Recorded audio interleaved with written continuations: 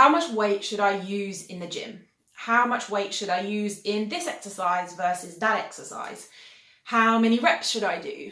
How do I know if it's too heavy? How do I know if it's heavy enough? If these are questions that you've ever asked yourself or ever asked a trainer, then this video is going to give you a lot of answers. I'm going to explain to you how I know as a trainer what the right weight is for you and how I determine what weight the person should be working with. I get asked this question constantly, and sometimes by people I've never met, as if there's some magical weight that everyone should use in a given movement. But there isn't, of course. So I'm going to share with you a strategy that I use with trainees and with myself to determine what the right weight is. Now, it's by no means the only way of knowing what the right weight is, but I find that this is the most simple way that most people understand and can implement themselves, so that once they understand the concept, they never need to ask me or any other trainer again if it's the right weight or how much weight they should use. So first of all, I want to share with you a little scenario that I see so often in the gym, and that's as a personal trainer with a trainee, and they put the pin in on a certain machine, or they give them a certain weight and they say do 12 reps, and then the trainee starts pulling at the machine and they're swinging into it and they're holding their breath and they're grunting and they're doing another one, and they're completely losing form, they're completely losing their technique. It's so heavy, and they're like 6, 7, and the trainer is half playing on his phone, half looking at the trainer going, yeah, you can do another one and another one and another one. This is too heavy, and if the form is completely breaking down and the trainee can't complete the reps with really good form, then it's way too heavy. And then they move over to the next machine, and the trainer puts the pin in again, and this time the trainee just goes 1, 2, 3, 4, 5, and again just does 12 reps, and the 12th rep looks like the first, and it's super duper easy and it's way too light. This happens all the time, and it really astonishes me that trainers can't see, just see with their own eyes, that this is way too heavy or way too light. Why is it even important that we get the weight right? Because if it's too heavy, you can injure yourself. You could end up really sore for one thing, but you could actually pull a muscle or do yourself damage. If you've had a baby, then you could be really bearing down and holding your breath, and you might be doing damage to your pelvic floor. But on the other hand, there is such a thing as too light. If the weight is too light, you're not going to be giving your muscles enough stimulus in order to be able to change them, in order to make them grow. You're just going to be going through the motions, and it's not going to have any effect on the muscles at a kind of cellular level. So we always want to be in a sweet spot and make sure that you're doing just the right weight for you today, right now. And the way that I like to do that is by first of all defining the rep range. So the rep range is, first of all, a rep is a repetition. So if I do a press 1 time, that's 1 rep. If I do 10, that's 10 reps. And the rep range is saying to do between this number and this number of reps. And I like to define the rep range for beginners as 10 to 15. Which means that you can complete at least 10 reps, but you can't do more than 15.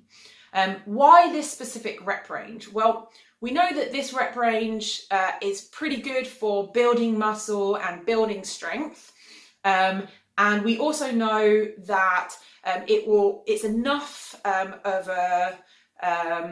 enough repetitions to get your heart rate up as well. And most trainees need a bit of cardiovascular work too. So we kind of get a nice middle ground between building muscle and getting your heart rate up. But also it's a quite high rep range, and you're far less likely to injure yourself in that rep range, as opposed to kind of doing 5 reps with a weight that you can do 5 times, and it's a heavier weight, it's more likely to injure you. So in this 10 to 15 rep range, what I tell people is, if you can't do 10 reps without holding your breath and without your form breaking down, then you need to go down in weight. So if I can only do 8 reps and I can't get another one out, and I'm starting to like lose my form, it's too heavy and I need to go down in weight. So the next set, I just pick a lighter weight.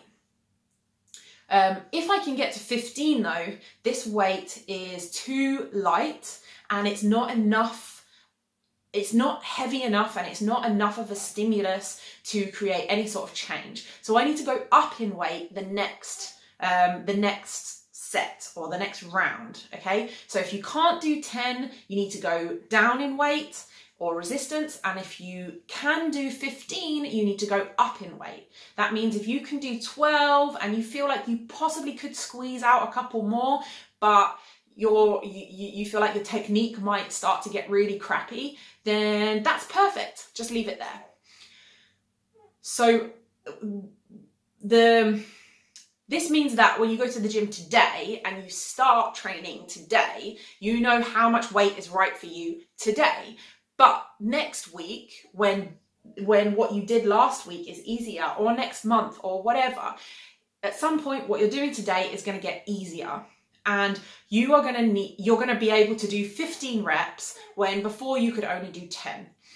And when you get to 15 reps, that means you've improved, it means you've gotten stronger, and it means that the weight is now too light for you now. Even though it was the right weight for you last week or last month, now it is too light, and you need to go up in weight in order to keep progressing, and in order to keep getting stronger, and in order to keep building muscle. So this is called progressive overload. So with this technique of between 10 to 15 reps, you know how much weight you need to start, but you also know how much weight you need to progress. Finally, if you have a break for any period of time, let's say you have a baby, or you have an injury, or life gets really, really stressful and you don't work out for 3 months, you go back to the gym. How much weight should I use? I was using 20 kilos before. How much should I use now? Well, start with a weight that seems too light for you, that you know you can do, and then every set go up in weight until you find something that's challenging, and quickly you'll start to add weight every single week to the movement. So ultimately, this is just one way of knowing what the right weight is for you. It's how I know what the right weight is for me, and how I know what's the right weight for my clients. And once you understand this, you can implement it whenever you're in the gym in order to both get results and prevent injury. So it's both safe and effective. And you don't need a trainer to tell you how many weight you need. And to be honest, most trainers don't know. They'll just tell you a random weight and a random number of reps, and won't bother checking that it's heavy enough but not too heavy. So that's it. I hope this was helpful. Let me know what you think.